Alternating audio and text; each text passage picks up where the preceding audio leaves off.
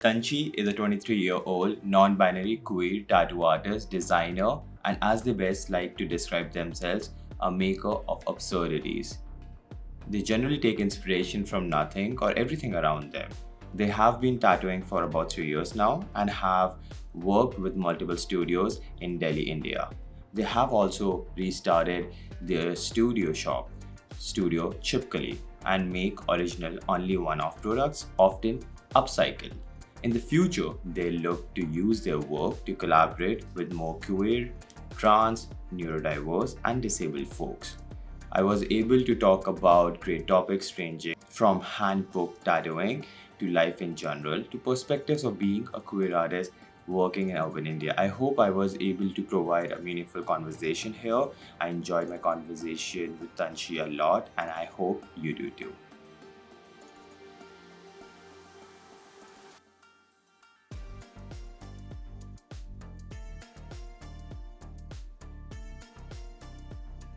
I think I am not sure, and I could be wrong on this, but there are very specific like tribal tattoo art, and then there's also like tattoo artists who are at melas, at fairs, and all these things. And I think that maybe it's a little different. Again, like I'm It not is, really yeah. connected to any tribe, so I can't really speak Yes. on behalf of anyone as such. But this is just my own observation of Mm-hmm. being in the industry. Um, as for it being a taboo, I think in India a lot of things are taboo.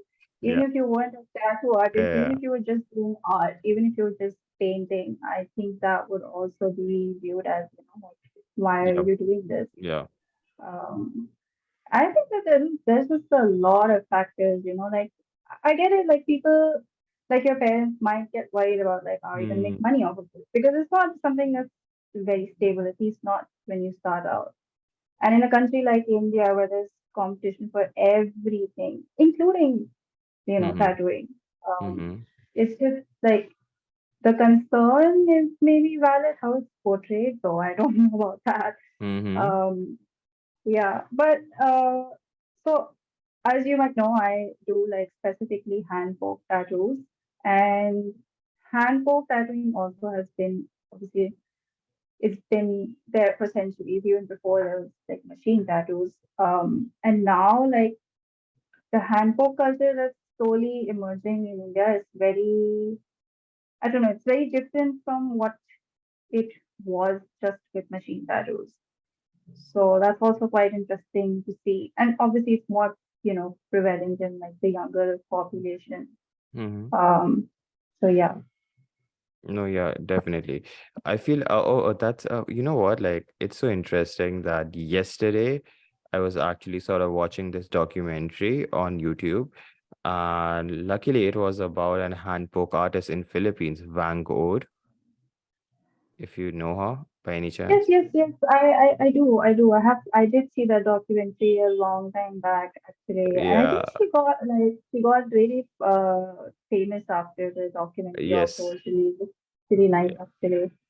So She is 100 years old, and I again I had no idea what hand poke tattoos were, uh and when I saw her sort of using a bamboo and sort of like a needle pointing from that, and then actually poking yeah. her.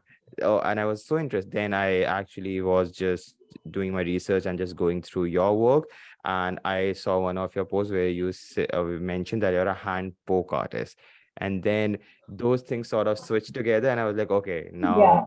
now I actually have a context. And again, that was not something that I was researching. It just was so random, and that just it happened Yeah. yesterday before this podcast. So I'm just happy that I do have some context about hand poke, or else I would have asked you that Yeah. what is hand poke. But still, Yeah, actually, I would I ask wouldn't you. mind getting into it because Yes, I definitely have talk gotten about it. into it many times Okay. before. Okay, two things. Can Um, I ask you? Okay, so first, definitely talk about what is the hand poke process, and second, does it hurt? okay, so to answer your first question, so I think the documentary that you saw Mm-hmm. is more on the traditional style of hand poking. Yeah. And of course, there are like 100 plus years people who, in India also who are like Mhm. still tattooing. Obviously, it's not been documented that well.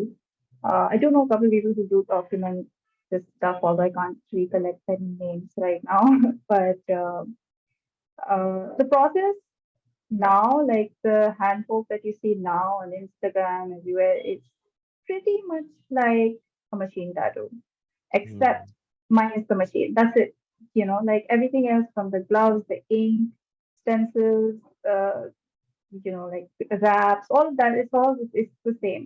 But the only thing is there's no machine. So it's like you're the machine, you're the one who's doing the work. Even the needles we use is the same that you would put in a machine, actually. So it's not, we don't like the stuff you see on Instagram and things like the stuff that's getting popular now. It's not like bamboo stuff. It's just like regular needles that you would put in a machine. So yeah, that's pretty much the only difference I would say. I mean, of course, like how the industry views it is a whole different thing. But we can get into that if you like. And secondly, it does hurt. Like tattoos hurt. Yeah, that's But it is worth most it. of my clients, like Yeah. 95% of my clients have told me it hurts less than a machine. Oh, I've okay. had people fall asleep while getting tattooed. So it really depends on your pain tolerance, where you're getting tattooed, what are you getting tattooed. So, Hmm. if it's like to anyone who would listen to this and if you want to get a tattoo, if you want to know about the pain thing, speak Hmm. to your artist, sit and have a chat with them, let them know like what your pain tolerance is. So it's comfortable for them, comfortable for you, Hmm. yeah. But generally, I would say it hurts less. Like as someone who has a lot of tattoos, it definitely hurts less. Yeah. That's cool. Good to know. Again, I think that's a very, I know it's a very silly question to ask a tattoo artist, but I think it's a very valid question. I'm so happy that you are able to answer No, this. it's Uh, not silly at all. Actually, I actually feel like I know that this is the thing that has also come up that tattoo artists don't like being asked if tattoos hurt. But I feel ultimately, if you are tattooing someone, it's important to know what their pain tolerance is like, Hmm. and I think that just makes it smoother for everybody. No, I'm happy that you're very sensitive to that idea.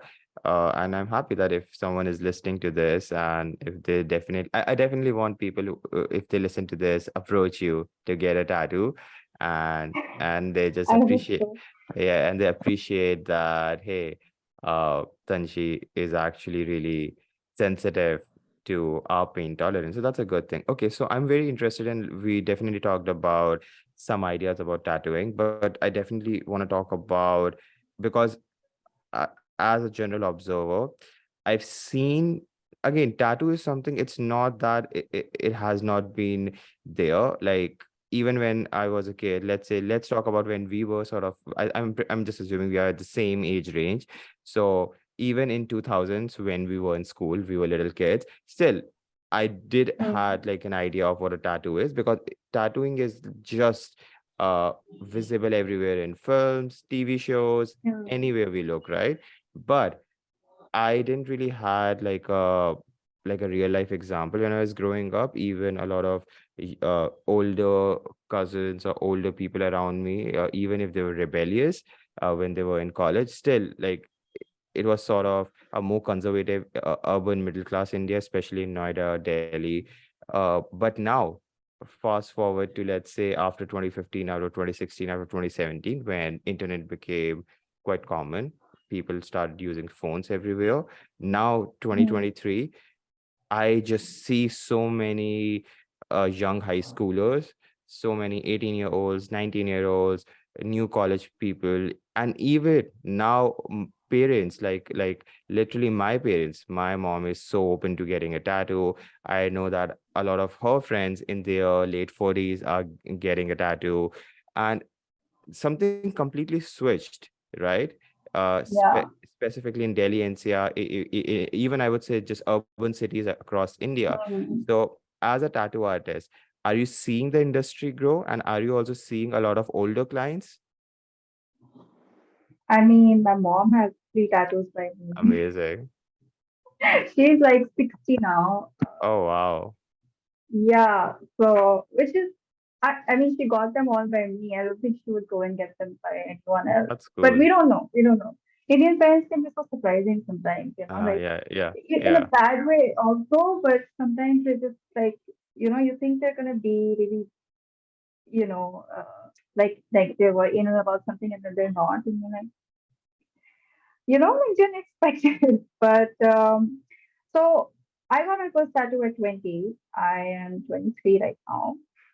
Um, and when I obviously got a tattoo, I wasn't tattooing then because I was still like graduating and stuff. So I personally have always been very much into tattoos, but I think I never really liked the tattoo artist in India. Like I didn't like the work. Obviously, I didn't don't know them personally, but I didn't like the work because I didn't like name tattoos or mappa and stuff like that, which are still very very common. And I didn't like that stuff, so I would follow a lot of tattoo artists from outside of the country and stuff. But I think now you see a lot of people, like you see people actually. That's the thing. Like there's social media, you can easily like see the people who are tattooing, whether they're starting out, whether they've been in the industry for a while. And I also feel like people are now, you see a change in like style as well. There's definitely stuff that's still very common, like I said, like mappa tattoos, it's very common.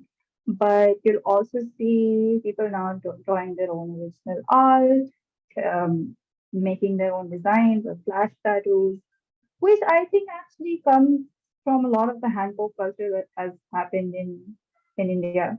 Because earlier I would not see anyone post about like flash tattoos or custom tattoos a lot. But I think like now people are really starting to explore that idea a bit more than before.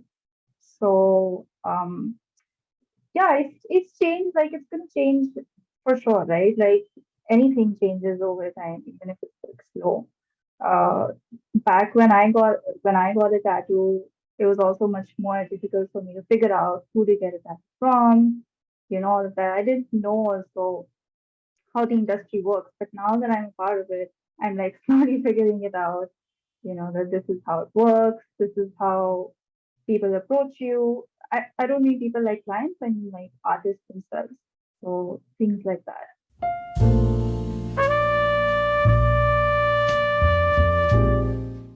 My friends now, even if they started out as clients. So I think like sometimes when I go on these platforms and I see something and I don't want to see it, I try to like tell myself it's okay because you have people who have like your back in a way, Hmm. like there are people who are getting your work on their freaking bodies.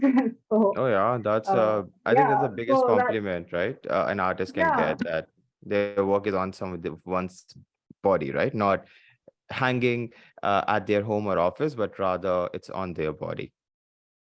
yeah. I mean, sometimes I'd sit and I'd be like dissociating and I'm going down Yeah. some spiral about my work and I'd be like, Yeah. oh, there are people who have things by me on their body for life.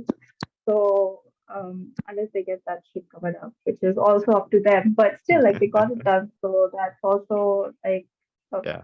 pretty and that's the thing about tattooing. Like it's such a simple thing. Like when I talk about why it gives me like joy that somebody has something that I made on their bodies, and that's it. That's why that's why I love it. That's why I love doing it. And also, I meet really interesting people actually, also, when I do like Hmm. tattooing. Yeah. No, that's interesting. You know what? Like again, uh, I I I feel I really like observation, and I just see people getting their tattoos.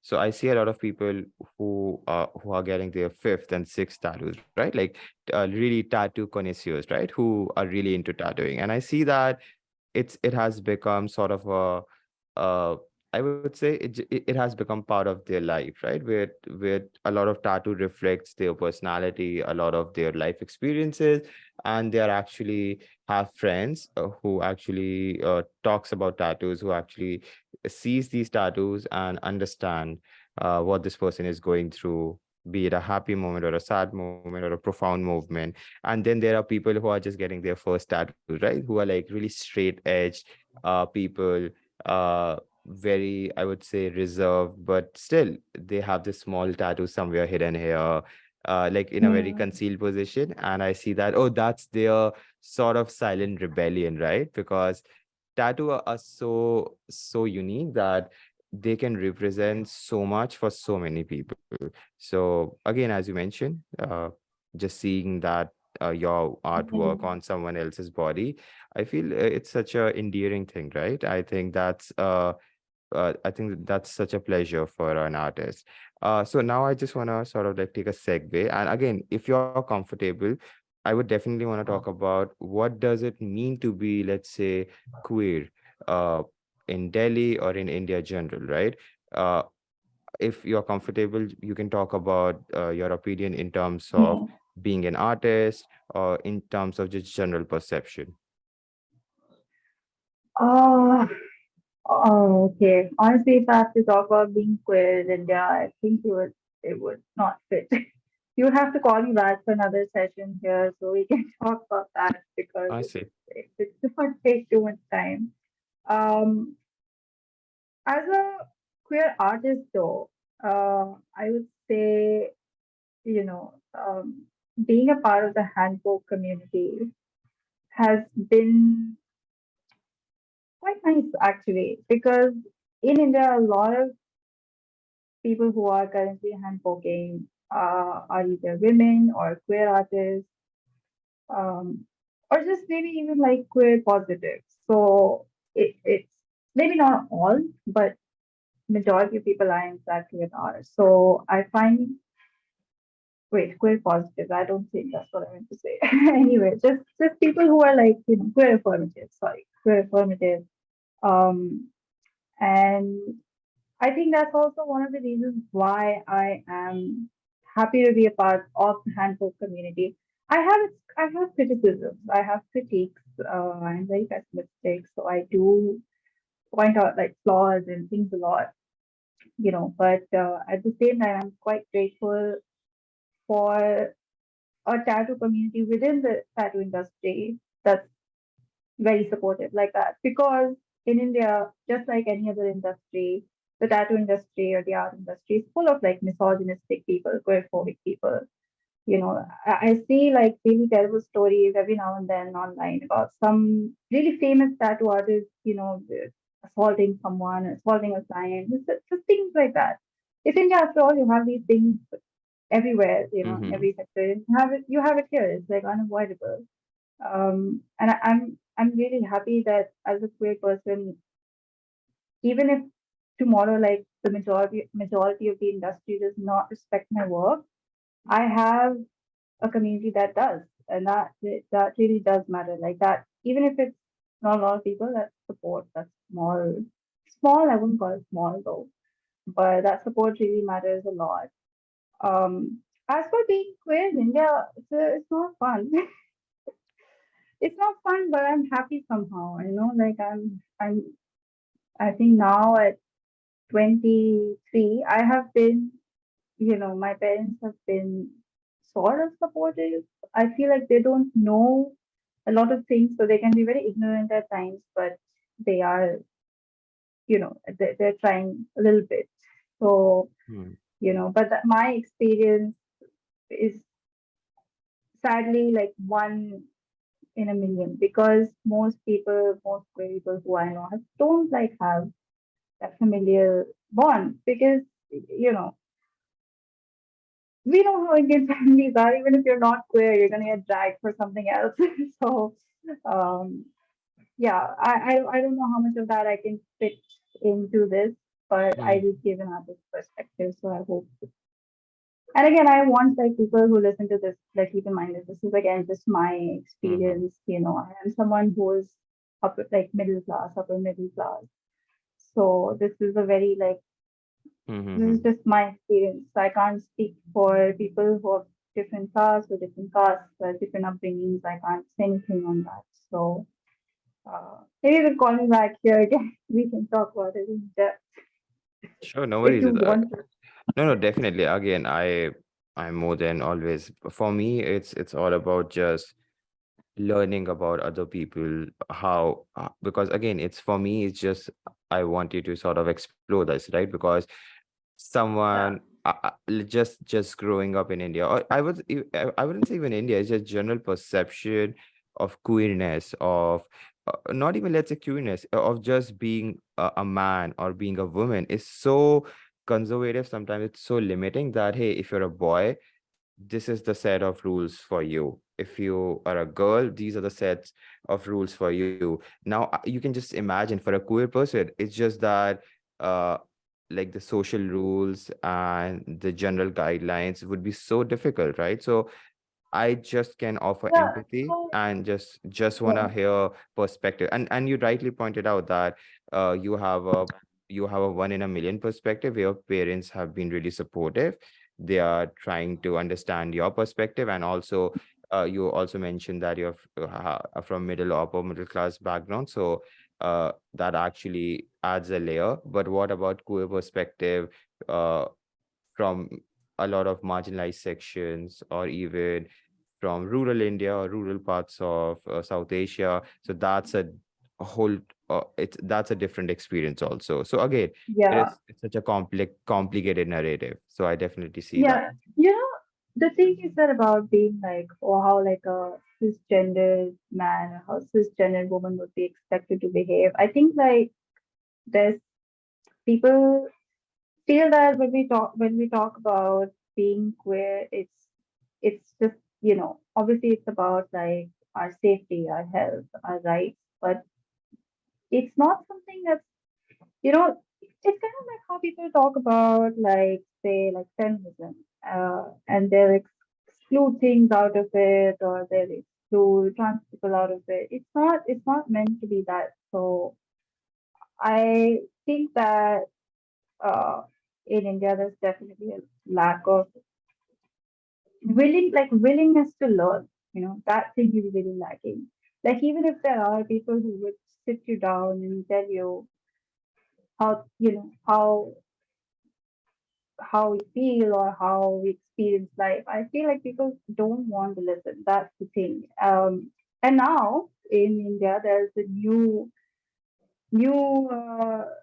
section of, I don't know, people like, so obviously in India you have the very traditional people, the very like, my traditions are the only thing that matters, like Mm-hmm. those kind of people. Then you have those people who will use science Oh, to okay. kind of bully you. Yeah, yeah, I see. Yeah, it's really fun because I'm a STEM student. So to me, it's like the science didn't say any of that, Yeah, yeah. What are you coming up with? And now you have now you have Yeah. allies who aren't really allies, who don't actually respect you, who don't want to acknowledge you as a person, but they just want to feel like I'm woke, I know things, I'm on trend, and the social media Mm. also plays a big part in it. So now you have those people who are like, oh, yeah, I'm an ally, and they don't do anything about being an ally. Like honestly, can't even like respect people's pronouns or their chosen names. It's like, oh, I'm an ally. I put a Mm-hmm. rainbow over here. Now I'm an ally. It's really funny for me. I mean, it's not funny in a good way, but just very like, what is happening here kind of a way. So that's my like small commentary on it.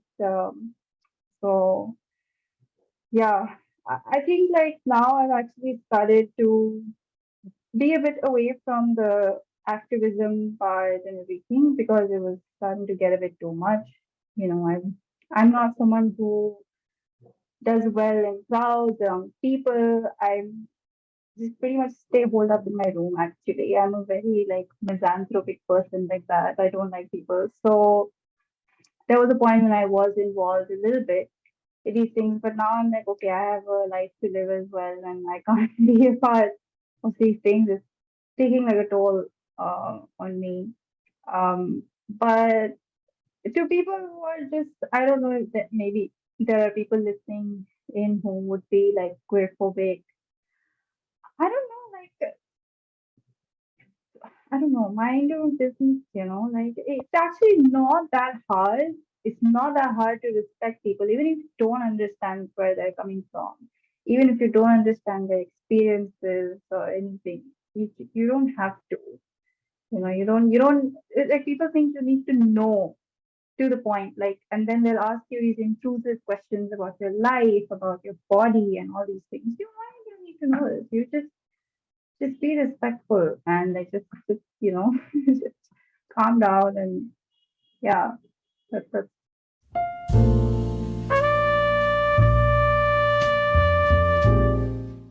yeah.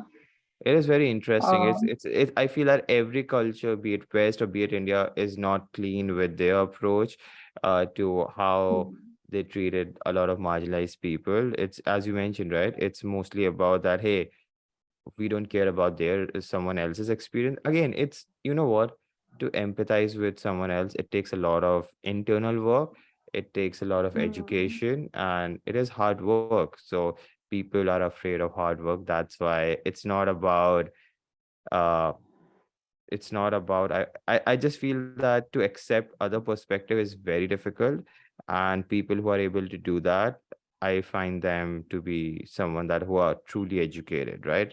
So again, I mm, think thank you for definitely just bringing that perspective. Yes, queer yeah, history is very evident. If someone here goes back to ancient India's literature and just a sort of history, so it's not something that just propped up in 21st century, but yeah, it's it's like we suddenly like queer people fell from the sky, like it's not like that. it's just being part of human, right? Like that's how life is. Like if there is uh, Yeah, I mean, there's a lot of erasure for sure, so maybe that's why people are not able to find or know about these things because we don't read about these things. We don't learn about these things. Where would you learn yes, unless you take that effort to, go and yeah. find out on your own?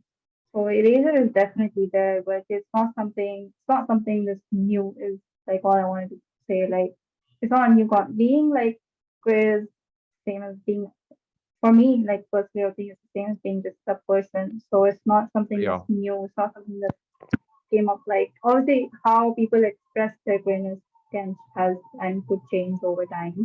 But that's like for everyone, right? Like things like gender expression, it's not just something like queer people do. Everybody does that. Like everybody wears things or does things to express their gender. So it's not something that's new. Like none of these concepts Hmm. are new. I think just sort of rounding up a conversation, I want to ask you a few things because you were talking about a lot of your clients, right? And on your Instagram profile, I did see two specific ideas. One are flash tattoos, and the second being heel tattoos. Do you want to maybe elaborate on those two ideas? What those are? Ah, okay. So flash tattoos are basically like pre-drawn designs by the artists themselves. Um, and like it's usually in their style or maybe something they want to try out or anything like that. But it's not like a how people usually go about it, or at least for me, is that people I would put up like past designs online. People would like a design and I would do it for them and then I don't do it again. So it's like it's unique to them. It's not something that's gonna be like on other people. It's just for them. But it's still like my style, like my work. Some artists also do past designs like a couple times, the same design. That's really up to the artist. But for me, I usually just do it once and then like gone, like the design is gone. So yeah. Um, and when it comes to heel tattoos, I feel like what really what really sets apart like a good artist in terms of just skill is how the tattoos are healed over time. And I feel like I put up heel tattoos for two reasons. A, for myself, because Instagram is sort of like a journal also in a way. Like I see like, oh, my tattoos used to heal like this back then, now they heal like this. Um, And also, like it's also for other people to see how my work has healed on people, because there are, you know, I am actually very suspicious of artists who don't have healed work online, because I don't know what it's going to look like after a year, after 2 years, like those things really show up. As a tattoo artist, you will know if, if a tattoo has withstood uh, time, if it's like healed a certain way. I would say I'm still sort of, it's been like 2+ years now that I've been tattooing, and I'm still like tattooing again, just like any artist. You're always growing, you're always learning. So I always recommend to my, to my clients that if you want to get a tattoo by someone, even if it's not me, whatever, just ask them for their healed work. Because when a lot of artists post pictures online, it's heavily edited, whether it's the lighting, the color, whatever. But if you see their healed work, you'll get to know a better idea of what their work will look like after, a year or 2 years, whatever. And that will give you a better idea of whether you want to get tattooed by this artist, or is it just like a social media game, Mm. whatever. So yeah. So I that's why I keep like begging my clients for healed photos. But Oh, I would okay. say I'm very bad with giving, like sending healed photos to my friends who tattooed me. Like I keep forgetting about it. So every time I get sad that, oh, my client did not send me healed photos, I think like, okay, bitch, but you didn't either. You didn't send healed photos to your artist friends either. So uh, calling the kettle black, something like that is at currently. I see. So yeah. No, that's such a, I feel that's such a good idea to put out there. And I feel a lot of people are getting Yeah. tattoos. Uh, it's good that if a tattoo artist actually talks about that, hey, you should definitely want to see how would your tattoo look like in 6 months, in a year, how your tattoo would actually react Yeah. to the color of your skin. And that's such a, uh, I think these are things that definitely a good tattoo artist should definitely talk about with their clients. So I'm happy that you brought these Yeah. things No. up. So for me, I really advocate for color tattoos on brown skin or skin with melanin, whatever you want to call it. I see. Because color tattoos are not something within the industry. Color tattoos on brown skin is frowned upon. I don't know why. I don't. There's like colorism to it for sure. It's definitely like a colorist idea, because so with heel photos, when I get clients who tell me things like, "Oh, I was told by XYZ artist that color wouldn't show up on me, color wouldn't look good on me," and then I show them my heel photos, like, see, like color can look good on you because this is a color tattoo on brown skin, and it heals really nicely. It won't, it might not look like the way it would look on maybe white skin, but is that is that a deal breaker? Because Hmm. I think color looks great. Like it looks different, doesn't look bad. That's my opinion on it. Also, if again, maybe a controversial opinion, but if you're an artist who doesn't know how to do color tattoos, who doesn't have experience with color tattoos, don't tell your clients that color wouldn't show up on you, because you are the one that's lacking in the skill, not the client, you know. For example, like a color like purple. So purple kind of mixes in with the yellow in our skin. It comes off a little sort of dull. So I usually tell people like, listen, this is how it's gonna show up. It's up to you if you want to go with it or if you don't want to go with it. So like you're giving them that decision, you're not saying like, oh, it's not gonna look good on you, I'm not gonna do it. So I feel like that's a very lousy way of going about it. And usually nowadays, I have a lot of color tattoos. As you Cool. can see, Now. Wow. I'm very brown. So this is one way. Like whenever people approach me and they're like, "Oh, I'm like Yeah. darker," and I've been told I can't get color tattoos. Mm-hmm. I'm like, See "Look this. at this. So, and See you this. have a good example. Okay, Yeah, that's you can good. get color. Yeah, Yeah, yeah, yeah." that's And interesting. that's also, yeah. I think it's, There's also I'm I keep like heel tattoos on my profile so people can see like how colors have healed on brown skin.